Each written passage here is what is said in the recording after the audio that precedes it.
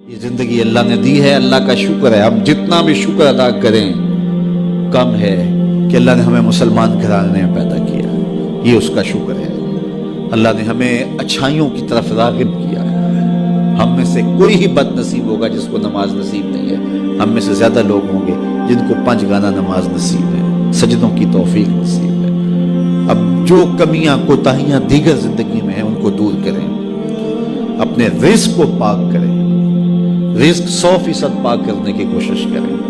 رزق اگر ناپاک ہے تو پھر باطن کبھی روشن نہیں ہو سکتا، باطن میں کبھی بھی اجالے نہیں ہو سکتے اگر رزق پاک نہیں. دعائیں قبول ہی نہیں ہو سکتی اگر رزق پاک نہیں ہے. رسول کریم صلی اللہ علیہ وآلہ وسلم نے ارشاد فرمایا، ایک شخص لمبا سفر کاٹ کے آتا ہے، کعبۃ اللہ کے سامنے کھڑا ہے اور یمد یدیہ، اور اپنے ہاتھ لمبے لمبے کر کے دعا مانگتا ہے اور کیا کہتا ہے؟ اللہ، اے اللہ، وَمَطْعَمُهُ حَرَامٌ وَمَشْرَبُهُ حَرَامٌ وَغُذِّيَ بِالْحَرَامِ، اس کا کھانا حرام، اس کا پینا حرام، وَمَلْبَسُهُ حَرَامٌ، اس کا لباس حرام، اور اس کو غذا بھی حرام کی دی گئی. جو بدن پلا ہے وہ حرام کی غذاؤں سے پلا ہے. رسول کریم فرماتے ہیں بتاؤ اس کی دعا کیسے ہوگی؟ قبولیت کے لیے شرط ہے کہ رزق پاک، رزق کی پاکیزگی کا خیال رکھیں.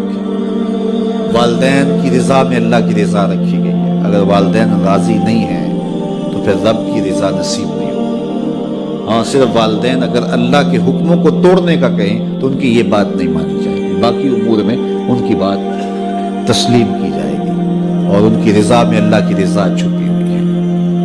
اپنی نظر کی حفاظت کریں.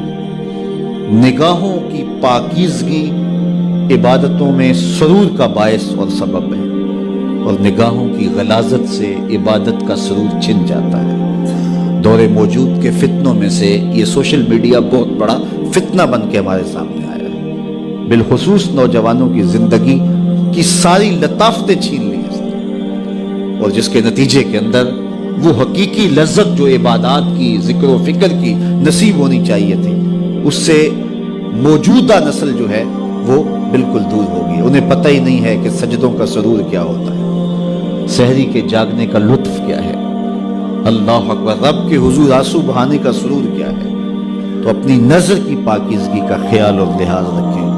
اس کا نتیجہ یقیناً عبادات کے اندر سرور کی صورت کے اندر برآمد ہوگا.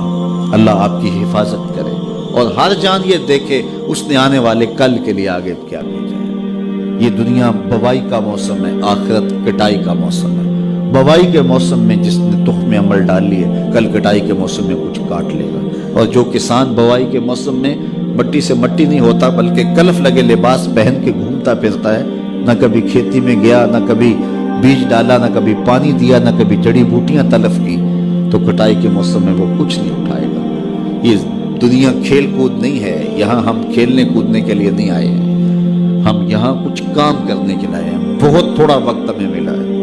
60 سال، 50 سال، 70 سال کیا وقت ہوتا ہے؟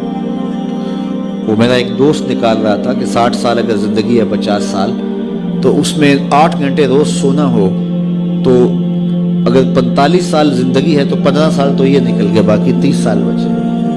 تو اس طرح 8-10 سال بچپن کے جو مدہوشی کے تقریباً ہیں وہ بھی گزر گئے. پھر روز 2-3 مرتبہ واش روم میں جانا پڑتا ہے، تو 13 سال اس نے نکالے تھے.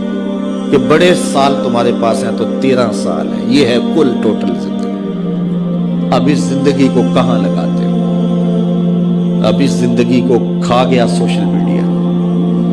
یہ 13 سالہ جو زندگی بچی تھی، نمازوں کے اوقات بھی یہ کھا گیا، باقی اوقات بھی یہ کھا گیا، اور ہمارے پلے رہا کیا. پھر جب جائیں گے کیا خالی ہاتھ جائیں گے؟ آئیے اپنی زندگی کو، بالخصوص جوانوں کو میں کہتا ہوں، بڑے قیمتی لمحے ہیں جوانوں کے.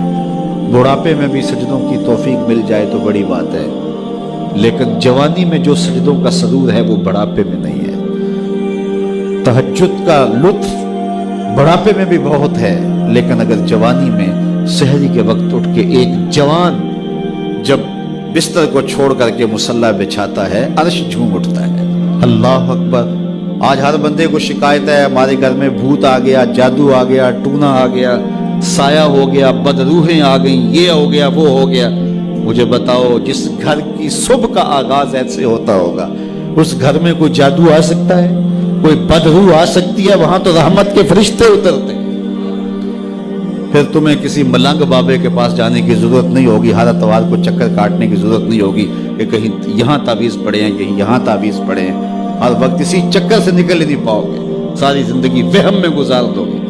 لیکن اگر تم سجدوں سے اپنی زندگی کو آباد کر لو گے، جب صبح اٹھو گے، جب نکلو گے گھر سے، تمہارے ساتھ رحمتوں کے فرشتے چل رہے ہیں، تو اپنی زندگی کو اللہ اس کے رسول کی راہوں پہ ڈال دو۔